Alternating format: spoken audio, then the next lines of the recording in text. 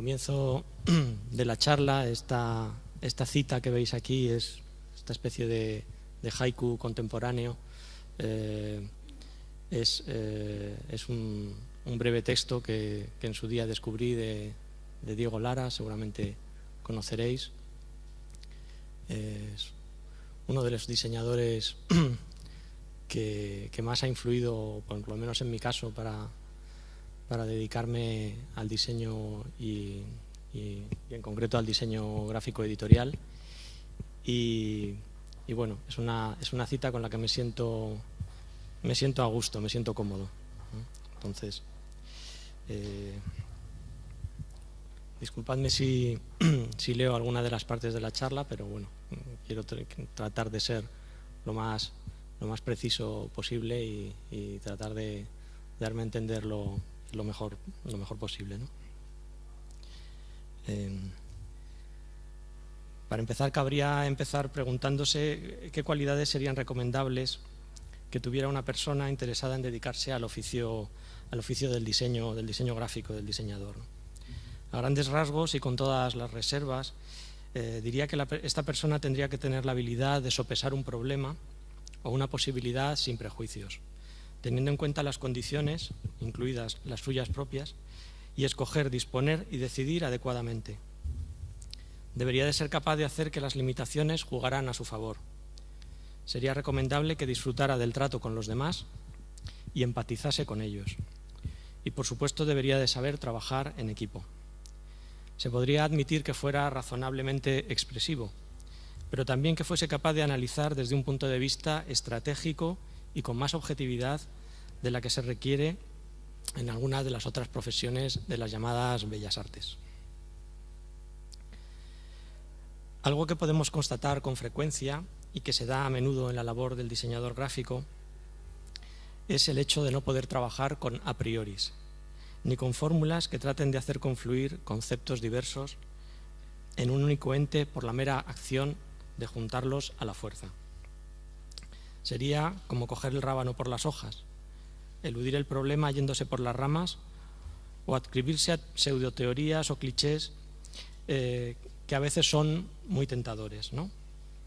Y de los que tratamos en un principio de huir o de escapar, ¿no?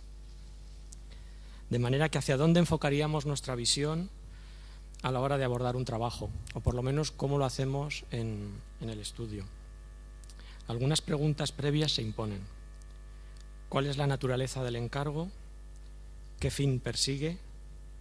¿A qué necesidades o intereses obedece? ¿Qué ideas pretende transmitir? En este sentido, nosotros quisiéramos pensar que nuestro entendimiento del encargo empieza ahí, y con lo primero con lo que trabajamos es con las ideas.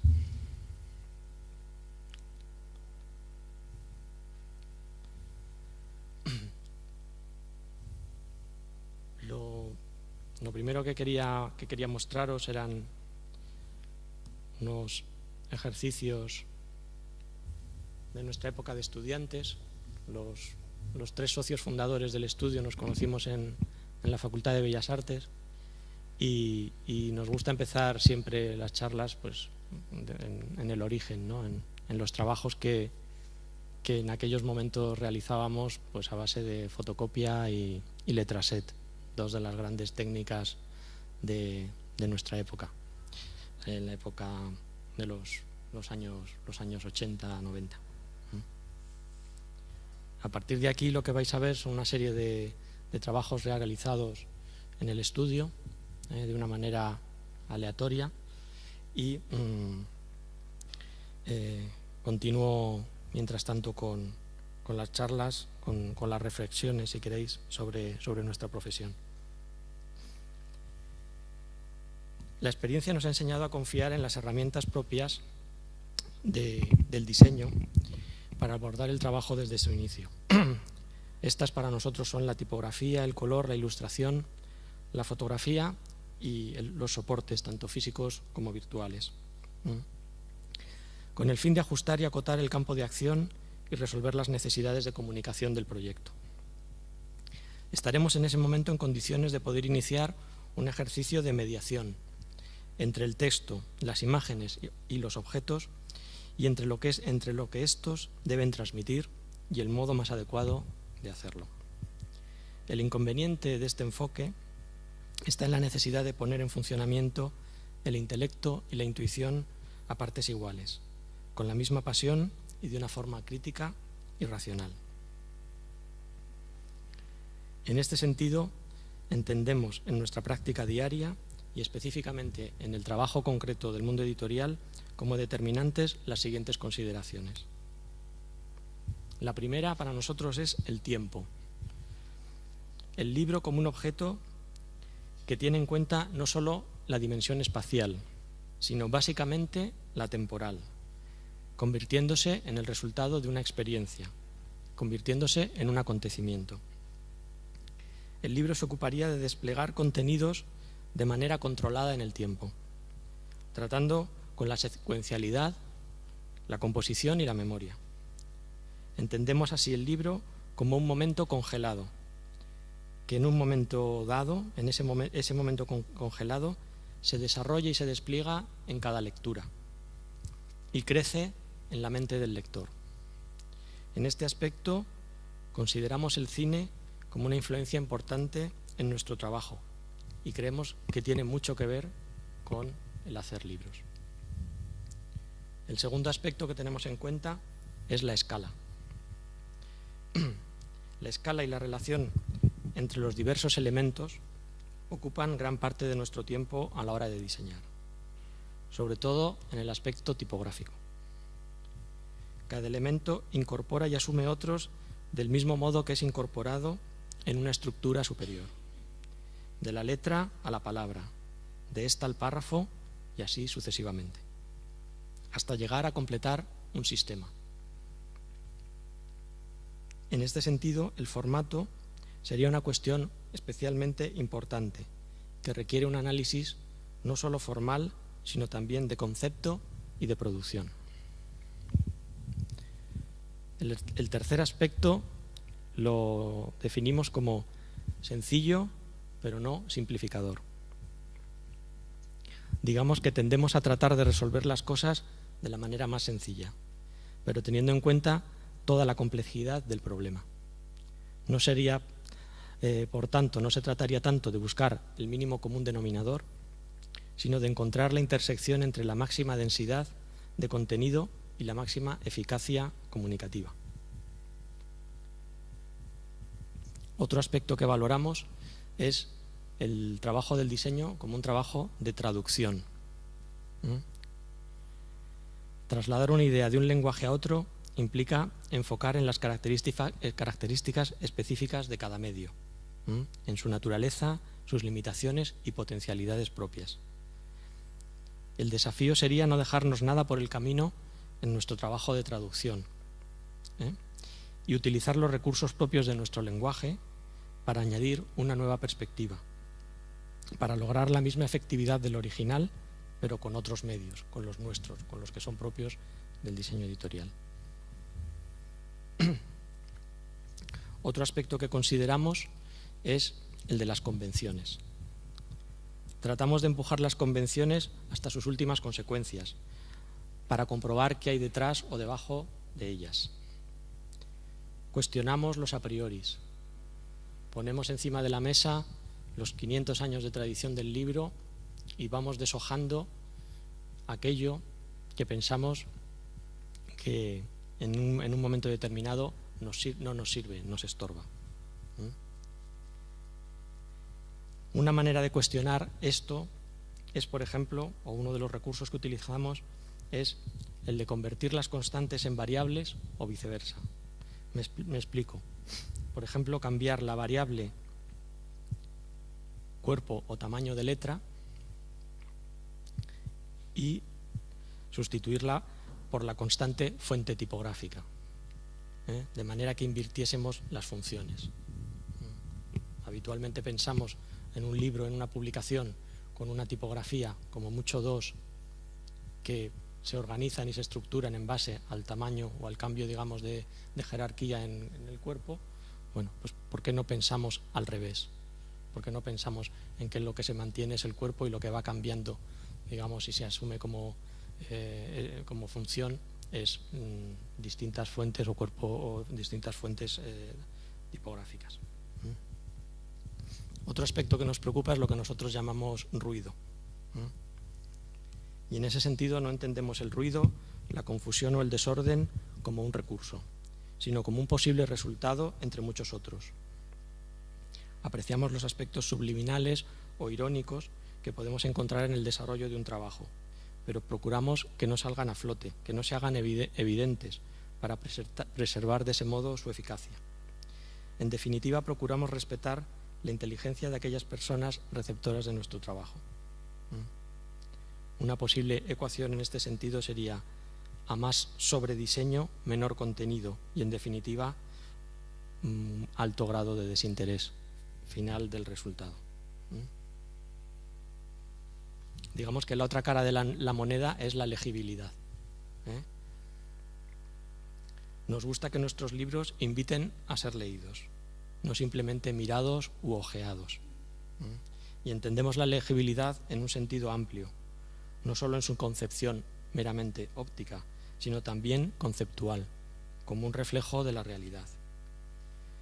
Confiamos también en el significado y el sentido nuevo que se produce a la hora de experimentar el proceso de la lectura, qué ocurre cuando una imagen se mezcla con la siguiente y cómo eso afecta a la anterior, o cómo un texto influye sobre el que tiene al lado. Digamos que eso tiene que ver o está basado en la idea clásica del montaje cinematográfico: una imagen más una imagen igual a 3. Un aspecto tan obvio como es la fisicidad, ¿no?, del libro, nos parece importante, muy importante. Y nos lo parece porque entendemos que el libro funciona o ha funcionado hasta ahora como el soporte material de la memoria. Ha sido una herramienta.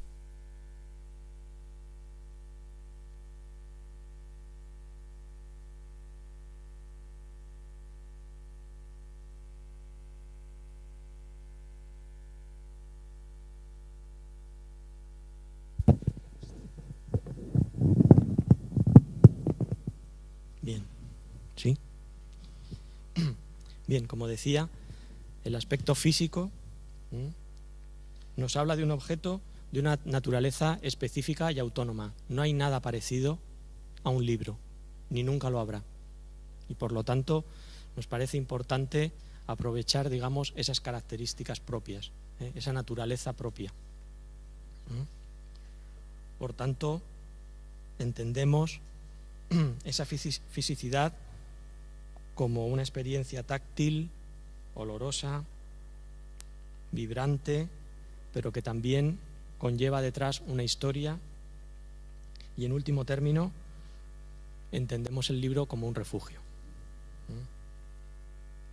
Todo ello nos obliga a tener especial cuidado, ¿no?, a mantener un grado de compromiso y también de generosidad en nuestra labor, entendiéndola como un eslabón más dentro de una cadena interminable de libros que se van, digamos, desarrollando o se han ido desarrollando a lo largo del tiempo.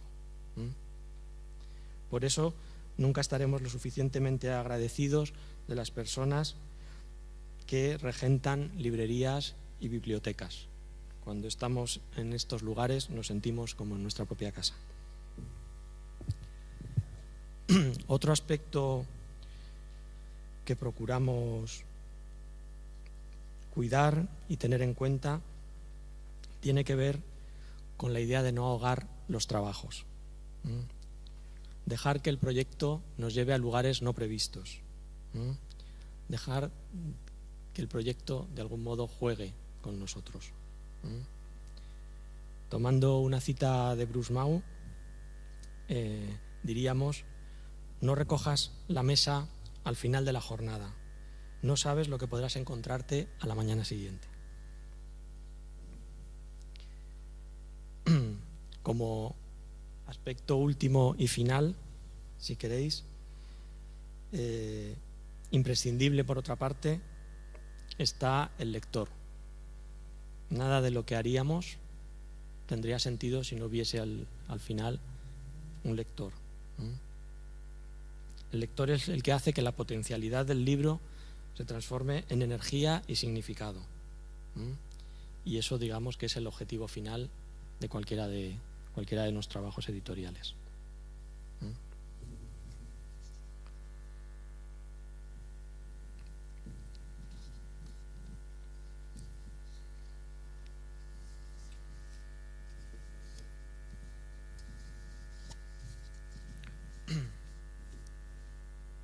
Explicaré ahora brevemente cuál sería, digamos, un planteamiento de trabajo,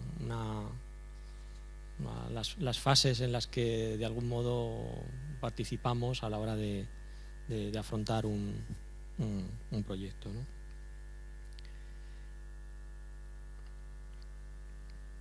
Pongamos, por ejemplo, el caso de una revista de arquitectura, ¿no?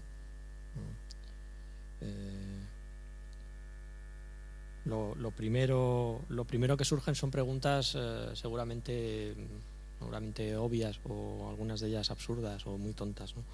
Pero que de algún modo tienen que ver con la práctica y con la familiaridad que se puede llegar a tener con el material impreso, ¿no?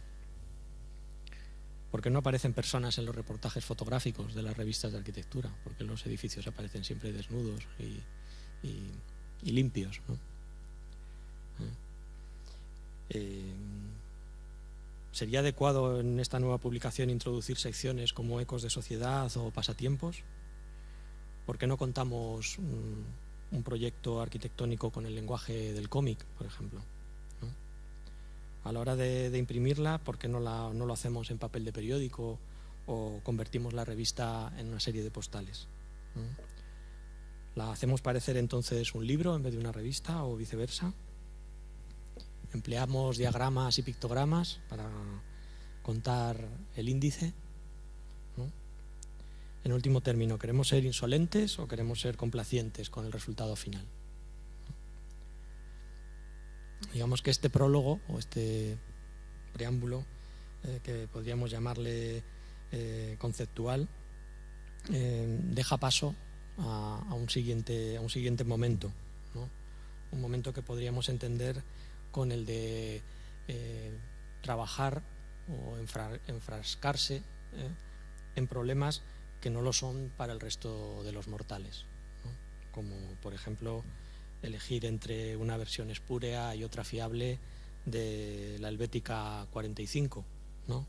O considerar la diferencia que puede haber en textura y tono entre dos papeles offset de 135 gramos, ¿no? Evidentemente eso es, podríamos decir, como trabajo de fondo, ¿no? Como un trabajo que a nadie implica más que al propio diseñador, ¿no? En ese momento también se presenta la tentación de responder a este encargo no solo desde un punto de vista objetivo, sino también desde el punto de vista creativo o expresivo, ¿no? Podríamos decir que afortunadamente editores, fotógrafos, redactores, dibujantes, impresores y encuadernadores, entre otros, por no hablar del cliente, eliminan por las buenas o por las malas cualquier exceso de individualismo o cualquier arrogancia obcecada por parte del diseñador. En esta fase, la siguiente tanda de preguntas, la siguiente, digamos,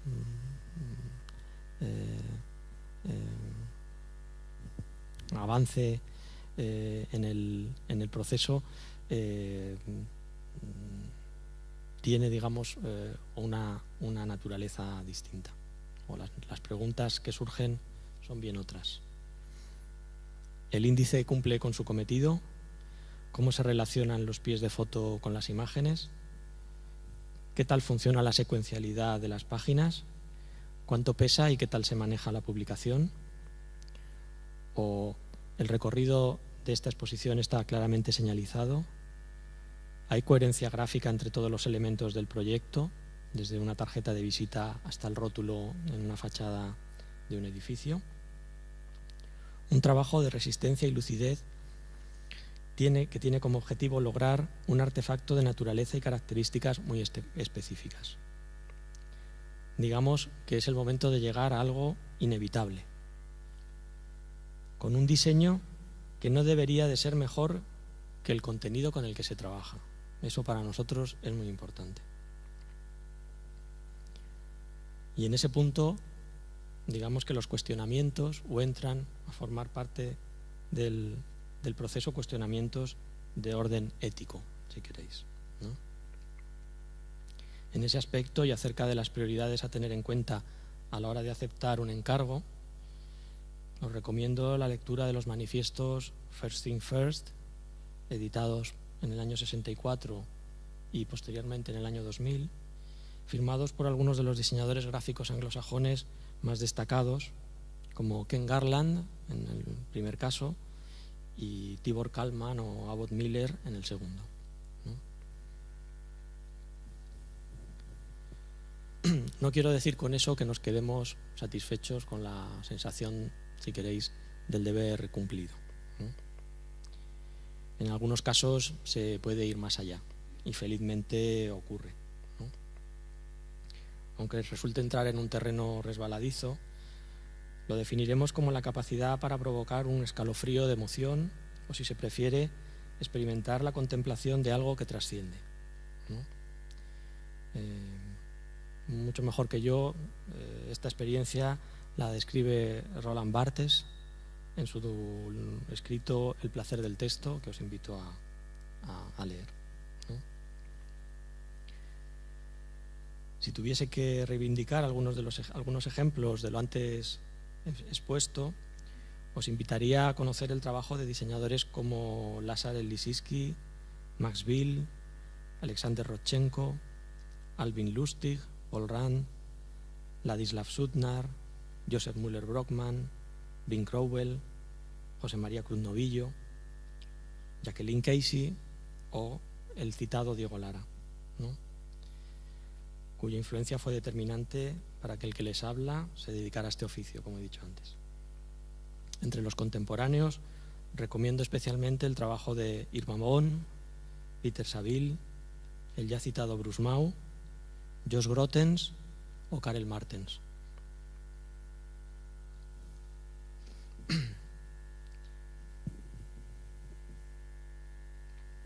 Quisiera terminar hablando o insistiendo en el aspecto ético, si queréis, de la profesión. Desde aquí me atrevería a proponer un ajuste de prioridades a favor de formas de comunicación más útiles, duraderas y democráticas. Un cambio de mentalidad hacia la producción y exploración de nuevos tipos de significado y de compromiso con los recursos y el medio ambiente. También pedir que el mermado alcance del debate en el mundo del diseño se amplíe. Consideremos el rebasamiento de nuestra capacidad de percepción producida por la sobreabundancia de información. Y en este sentido creo que el diseño tiene mucho que decir, ¿no? Sobre todo nosotros que somos profesionales del lenguaje visual, ¿no? Proponemos, en fin, un diseño que, aunque sea solo temporalmente, establezca una estructura significativa dentro del caos circundante, que cuestione la unidimensionalidad de las cosas y de las ideas, cuya originalidad derive de una visión independiente, bien informada y argumentada por el diseñador, y que persiga una integración real de forma, contenido, tecnología y sentido. Un diseño que se integre en un proceso que nunca se dé por acabado, que tenga como una de sus cualidades la constante evolución. En este sentido, entendemos los trabajos como unas etapas, como, digamos, unas formalizaciones, unas cristalizaciones de un proceso de diseño que procuramos como os he ido contando, que tenga siempre, digamos, unas premisas y un sistema, digamos, de funcionamiento muy claro. También es verdad que a medida que hemos ido avanzando en la realización, digamos, de publicaciones, hemos empezado a entender cada vez más la labor del diseñador como una labor también de editor. Pensamos que es un aspecto muy importante y que tiene que ver con el momento en el que el diseñador entra, digamos, a participar en un equipo de trabajo. Cuanto antes el diseñador, digamos, se ponga a trabajar y cuanto antes asuma, digamos, esa responsabilidad, no solo de diseñar lo que le piden, sino de poder diseñar el diseño o editar el diseño, por decirlo así, más interesante será nuestro trabajo y supongo que mejor valorado. Bueno, para terminar, en definitiva, la premisa que se impone en nuestra manera de concebir el diseño se resumiría en una frase: pasar las cosas a limpio y, a ser posible, también pasar a desapercibido. Muchas gracias.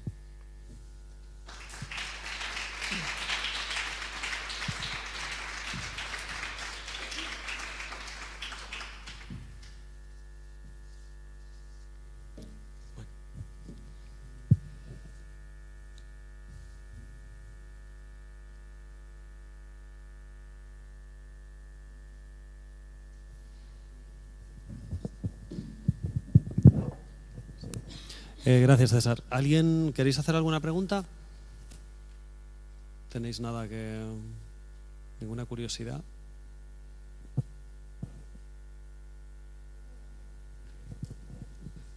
Disculpa que llegué un poco tarde, pero me interesó muchísimo esto último que dijiste del diseñador como editor, y me preguntaba si tenía que ver más como también meterse al contenido más allá de lo gráfico, de lo visual, ¿no? O sea, si...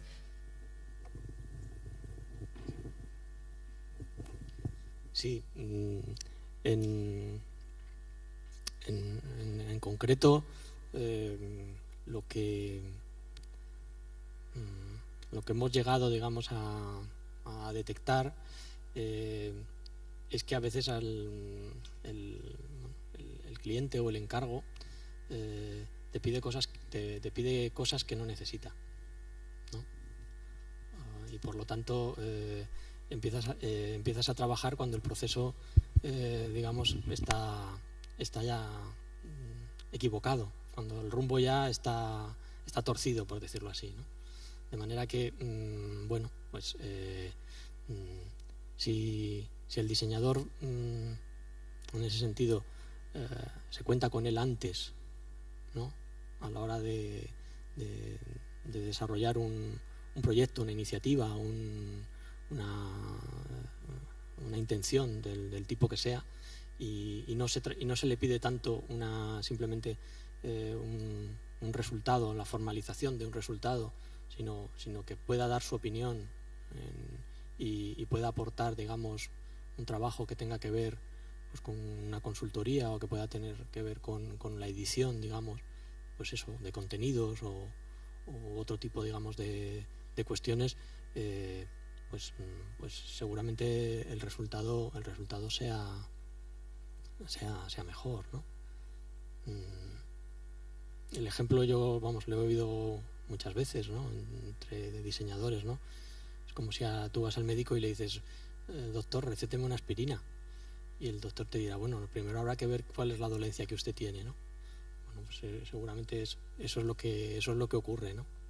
Hay que diseñar un folleto. Es que a lo mejor no necesitas un folleto, por poner un ejemplo, digamos, muy, muy sencillo, ¿no? A lo mejor necesitas otro tipo de elemento de comunicación u otra estrategia, entonces, bueno, creo que eso es un aspecto que además cada vez va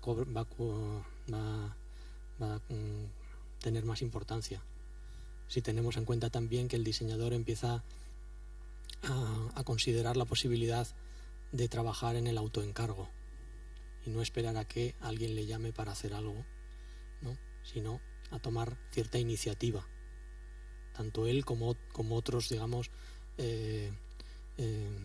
colegas con los que pueda colaborar. Y en eso hablaba antes, por eso hablaba antes de fotógrafos, de periodistas, escritores, es decir, de gente que pueda aportar cada uno su perspectiva para un proyecto concreto, que puede ser una iniciativa que salga de ellos mismos. Espero que haya muchas preguntas, porque o por lo menos opiniones o dudas o...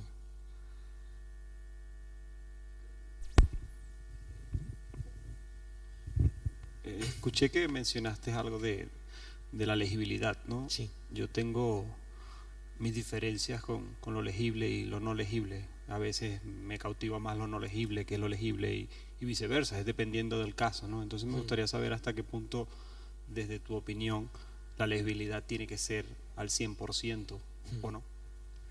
Pues yo creo que, por ejemplo, en una señalización de un hospital o en un folleto farmacéutico, la legibilidad tiene no solamente la legibilidad tipográfica, sino lo que dice tiene que ser al 100% objetivo. No puedes dar espacio ahí a que haya un malentendido y alguien se tome 10 pastillas en vez de tomar una, ¿no? Si estamos hablando de una revista como Ray Gun que hizo David Carson, pues evidentemente su argumento de diseño era trabajar en los límites de lo legible y era, digamos, y se convirtió, digamos, en un referente, ¿no? Y de la misma manera que muchas otras tendencias, pues acabó convirtiéndose en un quebradero de cabeza, ¿no? Por lo tanto, yo ahí me quedo con esta idea de la teoría de la comunicación que también nos enseñaban en la Facultad de Bellas Artes, creo que el autor se llamaba Paul Václavic, que decía que era imposible no comunicar, ¿no? En el sentido de que si tú haces algo ilegible, ya estás comunicando de alguna manera, ya estás, y yo creo que eso es un recurso, como muchos otros, que desde el punto de vista del diseñador gráfico, de cualquier digamos, persona que trabaje en lo visual, pues tiene que estar ahí presente. O sea, lo que no podemos hacer es, en cierto modo, desentendernos, ¿no? Por decirlo así. Pero evidentemente la tipografía tiene esa doble función, que además yo creo que es la que la hace fascinante, ¿no? Es una imagen cargada de sentido, pero que formalmente tiene una potencia brutal, ¿no? Y por lo tanto, pues el tema de la ilegibilidad siempre va a estar ahí, ¿no? Es una especie de tensión, ¿no? Muchas veces nos movemos en esas tensiones, ¿no? A la hora de trabajar. Por lo tanto, por el tipo de publicación o de trabajo en el que nosotros estamos más inmersos, la legibilidad es importante, pero como recurso, como decía antes, el trabajar con lo ilegible, el trabajar con el ruido, el trabajar con la confusión, el trabajar con esta idea de la sobreabundancia de información, evidentemente tenemos, digamos, la capacidad también para hacerlo desde el punto de vista de diseño gráfico muy, muy evidente, ¿no?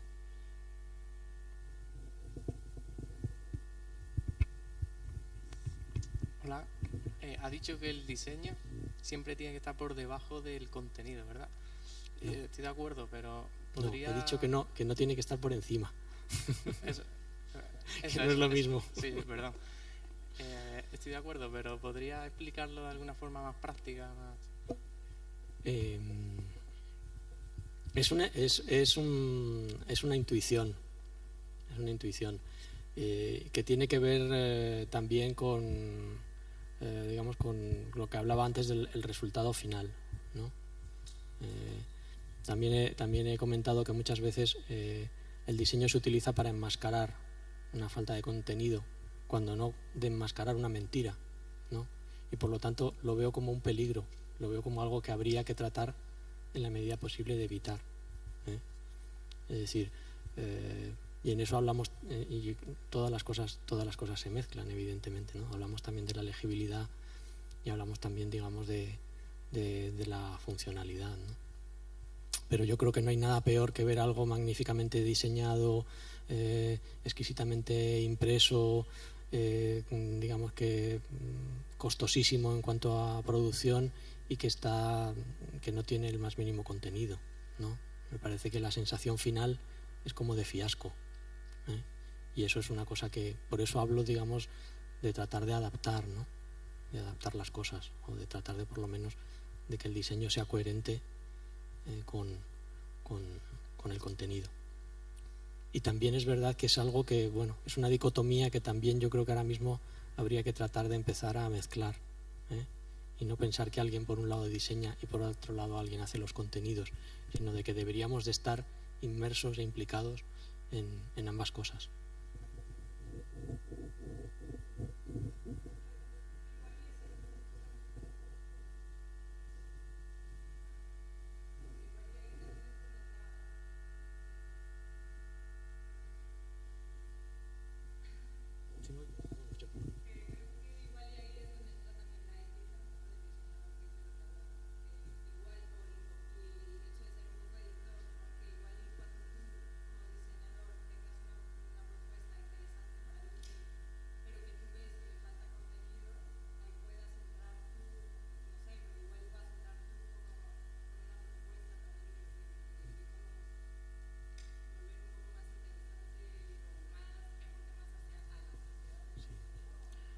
Bueno, yo creo que es una cuestión también de, digamos, de responsabilidad y de asumir una posición, si quieres, política o ética de la vida.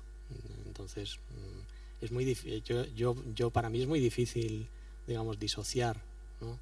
Durante 8 horas al día soy diseñador, pero no tengo criterio sobre lo que estoy haciendo, criterio a nivel ético o político, y luego cuando salgo a la calle dejo de ser diseñador y tengo criterio ético político, pero no tengo criterio estético, por ejemplo.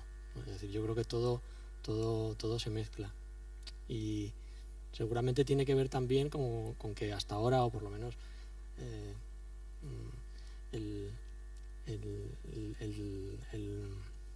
la profesión de diseñador ha sido una profesión, digamos, muy vocacional, ¿no? En el sentido de que ha sido vital y estas, digamos, separaciones o diferenciaciones entre lo que eres y lo que haces, pues se confunden bastante, ¿no? Pero sí.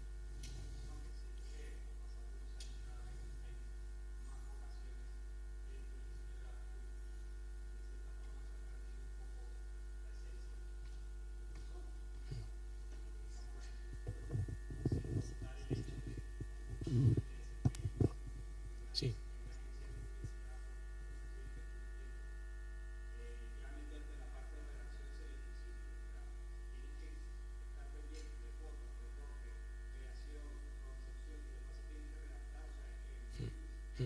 Sí. Sí. La verdad es que nosotros, el mundo de la publicidad, siempre nos ha resultado muy marciano. Y aunque pueda parecer que lo que digo es exagerado, yo creo que la publicidad y el diseño gráfico, como yo lo entiendo, no tienen nada que ver. Por eso hablaba de otras influencias que para mí son y otros modos de trabajar que me parece que son digamos que tienen mucho más que ver. Pero sí que es verdad que evidentemente una de las funciones que un diseñador puede cumplir en su vida es trabajar en una agencia de publicidad, por supuesto. Y ahí, bueno, pues tendrá unas funciones y unas responsabilidades, ¿no?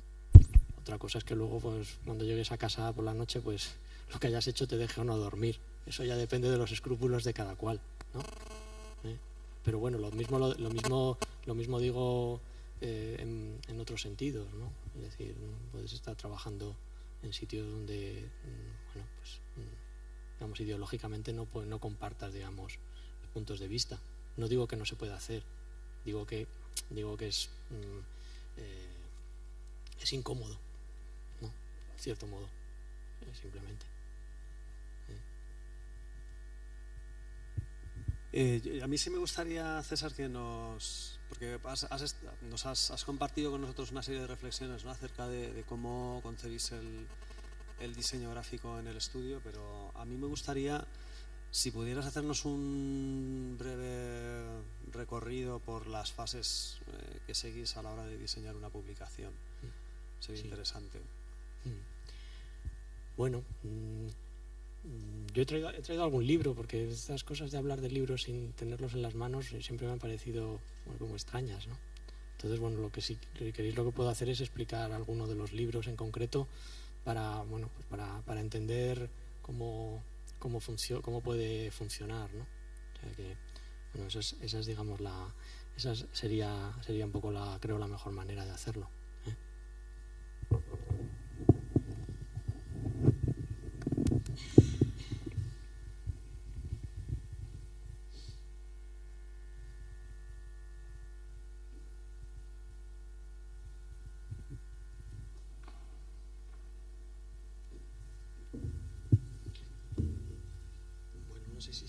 Es este que está aquí, que es el manifiesto del año 64. Este manifiesto se produce en un momento muy concreto en Gran Bretaña, a mediados de los años 60, ¿no?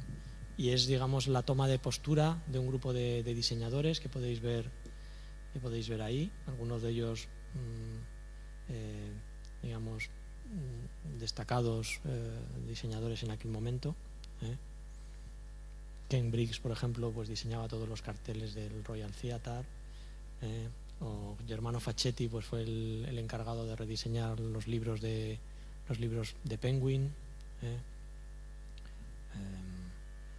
y bueno, Anthony Frosthout es, digamos, un teórico fundamental de ese periodo, bueno, en los que ellos toman conciencia, ¿no?, de lo que para ellos es el desarrollo, digamos, de unas prácticas digamos profesionales dentro, digamos, del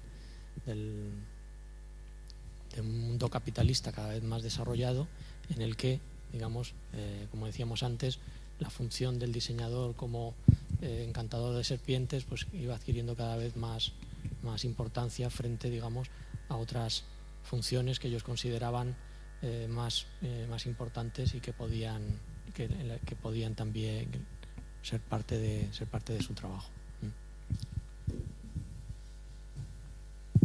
Bueno, con respecto a los libros, en principio os voy a enseñar dos catálogos de exposición correspondientes en este caso, a una monografía de seguramente uno de los artistas españoles contemporáneos, yo creo que más interesantes, que es Isidoro Valcárcel Medina, que seguramente algunos de vosotros conocéis.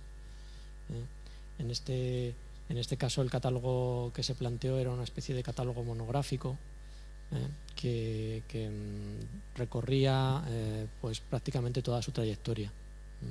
Era la primera vez en la que él ponía su archivo a disposición, digamos, para hacer una publicación de estas características, y bueno, a nosotros el conocerle y el tratar con él pues nos dio las claves, por decirlo así, de cómo tenía que ser la publicación. Por de pronto en la portada no debería de aparecer su título, su nombre, ¿no? Es decir, por su modo de ser, por su planteamiento artístico, entendíamos que, bueno, que era lo más parecido a un ermitaño moderno, ¿no? Por el modo de hacer arte que tiene, lo mismo, ¿no? Entonces, bueno, nos pareció oportuno digamos, evitarle el sonrojo de que apareciese su nombre en un cuerpo gigante en la portada, ¿no? Y bueno, afortunadamente a todo el mundo le pareció bien, ¿no? Lo siguiente que hicimos fue destacar en el interior de la solapa una declaración suya, que era como una de sus declaraciones de principios, ¿no? Os la voy a leer porque es lo que a nosotros nos marcó el modo de afrontar el trabajo, ¿no? Las gentes que hacen la vida hacen el arte, son los mismos. Ciertos grados de especialización han conseguido esconder y eliminar incluso la capacidad creadora de la mayoría. Intereses de los especialistas y de sus clientes allí han llegado a sugestionar y someter a los espectadores. Las acciones artísticas no tienen por qué ser fundamentalmente diferentes de las cotidianas. La consciencia y la intencionalidad en estas las convierte en estéticas. La calidad, si bien no es rechazable por principio, es un elemento empobrecedor. Al menos en un primer estadio de concienciación general, la desaparición del complejo de la calidad ayudaría a un desenfado creativo de la gente. Tal vez la misión primordial del especialista, es decir, del artista, sea propiciar situaciones que inciten a la expresión responsable de cualquier inquietud. Por ello, la sugerencia de cometidos simples a realizar con dedicación escasa y con medios sencillos es un primer paso de incitación a la expresividad. Evidentemente, con una declaración como esta, pues no podíamos hacer un libro de tapa dura, entelado, con sobrecubierta, impreso a 4 tintas, por decirlo de algún modo, ¿no? Entrando, digamos, en lo que es ya nuestro terreno, ¿no? Por lo tanto, la publicación se concibió como una publicación impresa a una sola tinta, en negro, en la que, por no haber, pues prácticamente no dejábamos ni una página en blanco. Es decir, era aprovechamiento máximo de la superficie y del espacio. A partir de ahí, pues el discurso o el desarrollo nos permitía, por ejemplo, separar un artículo del otro, introduciendo una página en negativo, de manera que no teníamos necesidad de hacer tampoco separadores ni espacios, digamos, de reposo o de descanso, por decirlo así, ¿no? Todo con el fin de llegar, digamos, a esa idea que también expresaba Isidoro en el texto, de trabajar en cometidos simples con medios sencillos, ¿no? También es verdad que en algún caso tuvimos que incluir alguna imagen en color, y estaba justificada porque, digamos, funcionaba a nivel de contraste. Estos son los 2 únicos cuadros, digamos, o 3 únicos cuadros que él, digamos, como artista realizó en su actividad artística, ¿no? A partir de ese momento se convierte en escultor, o, si queréis, en un artista, vamos a llamarle, conceptual, ¿no? Por lo tanto, pues sí que es verdad que de repente dentro del libro encontramos 2 láminas o 3 láminas, ¿no? Eso de algún modo también tenía que ver con este elemento irónico, con este elemento, digamos, de burla seria que forma parte, digamos, de algunos de sus trabajos, ¿no?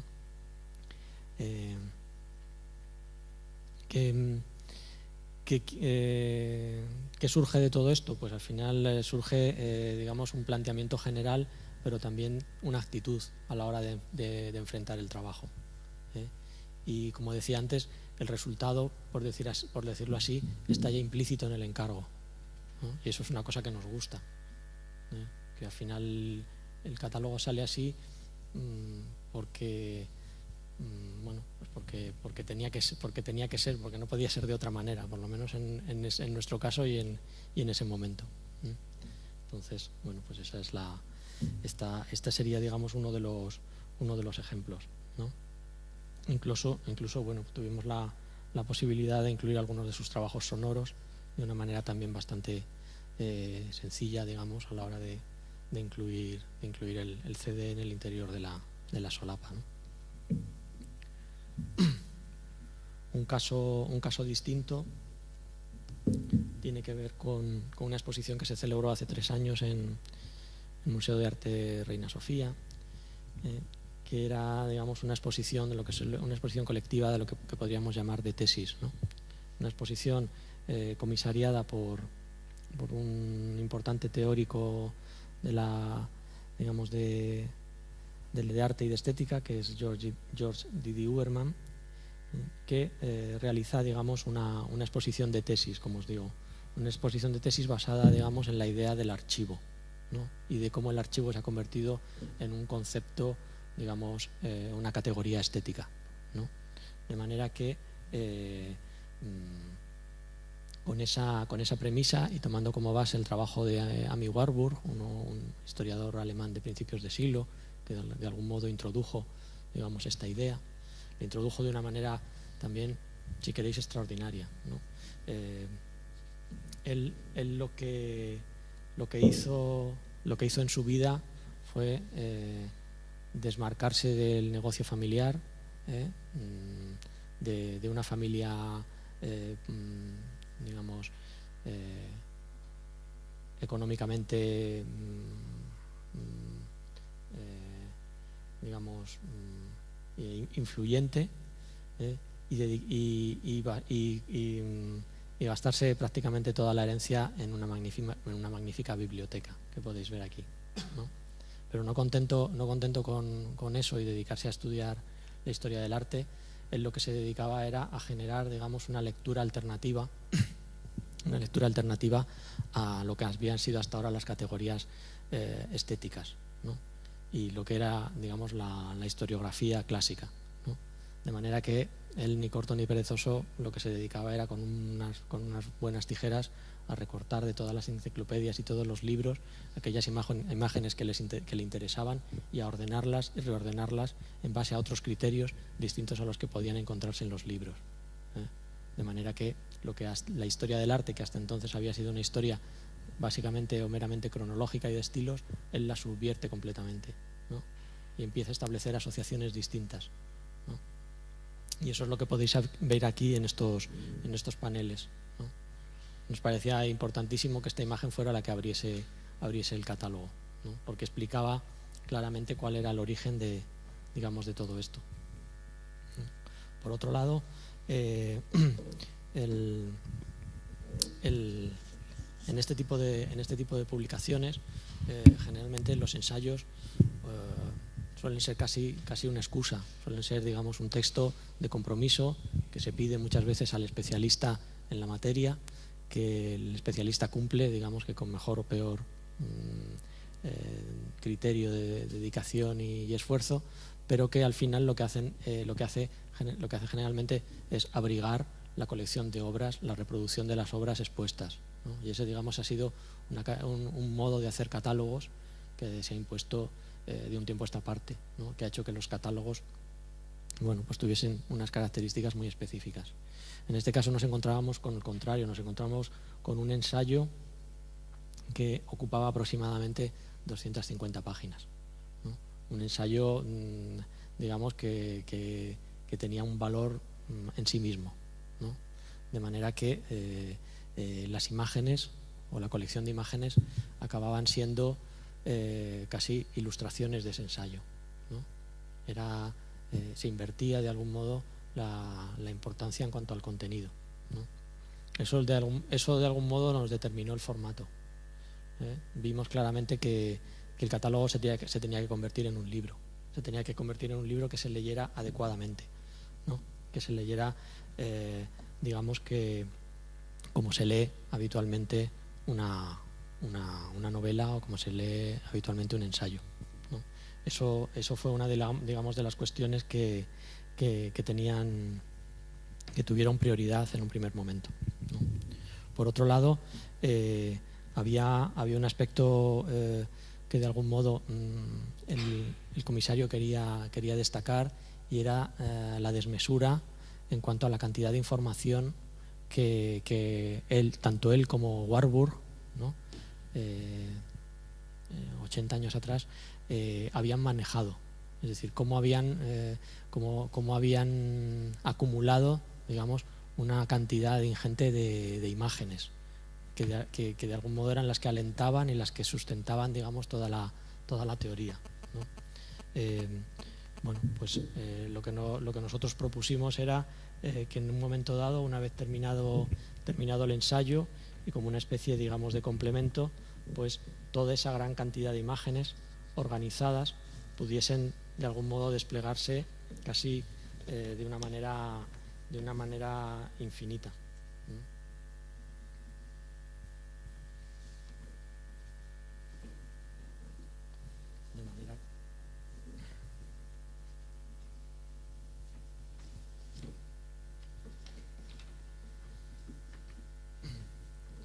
modo que nos pusiéramos a hacer, aunque fuese solamente una pequeña idea, de cuál había sido, digamos, el modo de funcionar y de trabajar a nivel de concepto, digamos, de Warburg, ¿no? Es decir, esa especie de acumulación, ¿no?, a veces casi sin sentido, ¿no?, de organización, digamos, de materiales gráficos de distinta procedencia, ¿no? Y cómo de todo eso había salido, digamos, esta idea, como os digo, esta categoría, este modo de entender, digamos, la experiencia artística, que tiene como base el archivo, ¿no? Bueno, ese desarrollo pues supuso, digamos, cierto problema de producción o problema técnico, pero al final se pudo de algún modo solventar. Y una vez, digamos, introducidos ya en este mundo, lo que aparecía inmediatamente después era, digamos, la bibliografía, y solo al final podíamos ver las obras que de algún modo, las obras artísticas, digamos, que estaban en la exposición y que de algún modo respondían, digamos, a estos parámetros. Y entre ellas pues podíamos ver trabajos pues de artistas fundamentales, ¿no? De Christian Boltanski, André Breton, Mike Kelly, Matt Mullican, Robert Rauschenberg, es decir, todos aquellos artistas que de un modo u otro han trabajado, digamos, teniendo en cuenta estos parámetros, ¿no? ¿Cuál era la sensación? La sensación es que con esta base, digamos, teórica, se podrían haber hecho infinitas combinaciones de exposiciones, y que esta, por lo tanto, no era más que una de ellas, ¿no? Pero que se podría haber hecho una exposición en el Museo del Prado, se podría haber hecho una exposición en un Museo de Ciencias Naturales, ¿no? Pero digamos que en este caso pues lo que teníamos era al final unas ilustraciones. Realmente las obras funcionaban como una ilustración de la idea, ¿no? Y ya por último, bueno, pues esto ya era la posibilidad de poder entregar una obra prácticamente a su tamaño real, ¿no? Y esto pues he de confesar que es una mera debilidad mía, ¿no? Marcel Brod-Daers es uno de mis artistas favoritos, y en este caso pues tuve la oportunidad de poder reproducir una obra suya e incluirla, digamos, en la portada. Una obra que, por cierto, se llama Atlas, por lo tanto, pues, bueno, no tuvimos mucha dificultad a la hora de convencer de utilizarla, ¿no?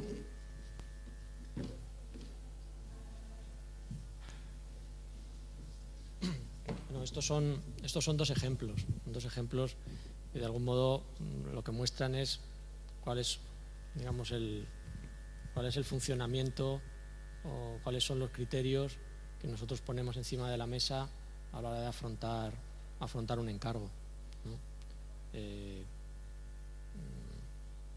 Seguramente, pues bueno, pues eso lo que lleva es a que generalmente pues no hagamos dos publicaciones iguales, porque ningún problema, ningún encargo, ningún ejercicio es igual al anterior ni al siguiente. Y en ese sentido no es tanto un estilo lo que nosotros buscamos o lo que nosotros tenemos, por decirlo así, reconocible desde el punto de vista, digamos, gráfico o formal, sino más bien un proceso. Nos gusta pensar que tenemos un proceso, un modo de hacer las cosas.